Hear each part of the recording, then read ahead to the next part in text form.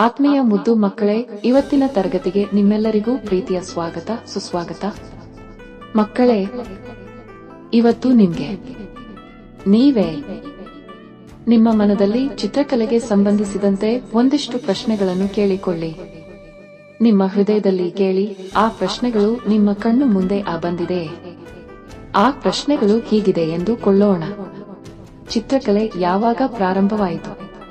ಯಾರು ಮೊಟ್ಟಮೊದಲಿಗೆ ಭಿತ್ತಿ ಮೇಲೆ ಚಿತ್ರಗಳನ್ನು ಬಿಡಿಸಿದ್ದರು? ಈ ಕೆಲ ಸಮಸ್ಯೆಗಳಿಗೆ ಶ್ರದ್ಧೆಯಿಂದ ಉತ್ತರ ಹುಡುಕುತ್ತಾ ಹೊರಟರೆ ಇಂದು ನಾವು ಕಾಲಚಕ್ರದ ಹಿಂದೆ ಹಿಂತಿರುಗಿ ಹೋಗೋಣ, ಸಾವಿರಾರು ವರ್ಷಗಳ ಹಿಂದೆ.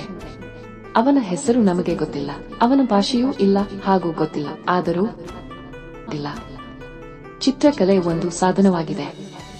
ಇದು ಮೌನವಾದರೂ ಘೋಷವಾದ ಮಾತು ಹೇಳುತ್ತದೆ.